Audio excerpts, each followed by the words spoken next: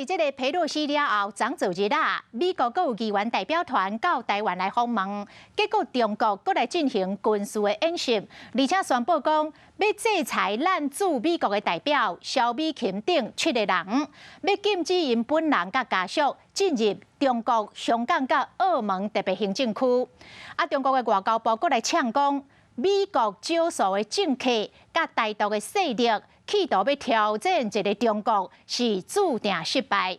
啊，那美国的国务院讲，中国这款的反应实在无必要。另外，英国战略司令部的首长嘛批评中国反应过度，也毋过伊嘛来提出着警告，讲这中国真有可能会抢离的2049年，也就是中国建国100周年进前摕下台湾。 美国参议员马基带团来台湾访问，中国解放军昨又搁举行军事演习，中国外交部嘛呛声。美国少数政客与台独分裂势力沆瀣一气，妄图挑战一个中国原则，不自量力，注定失败。美国国务院回应讲，议员访问台湾符合一中政策，表示中国反应无必要。Its recent provocative and totally unnecessary. Response to the congressional delegation that visited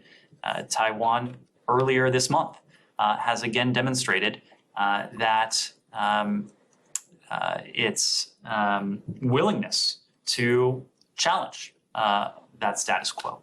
美国国务院嘛强调讲，袂因为受到恐吓，就无伫台海航行也是飞行，好像是要为美国的军舰经过台海铺路。另外，《纽约时报》嘛报讲，有地壳专家讲，8月底可能有另外一个美国国会访问团来台湾，面对台美的关系较好，中国以军事演习回应，嘛继续引起国际批评。 英国战略司令部首长霍肯霍尔伫13接受访问时，真罕见直接批评讲，中国的反应伤过头，而且无妥当，认为中国打算创造新的常态。伊同时嘛警告讲，中国大量投资海空甲网络作战的能力，即马水面上的舰艇已经超过500台。霍肯霍尔阁讲，中国已经表明要伫2049年，也就是建国100周年前攻下台湾，并且强调讲，英国国防部会继续追踪中国的动态。台海 气氛愈来愈紧张，国际社会嘛真关心局势发展。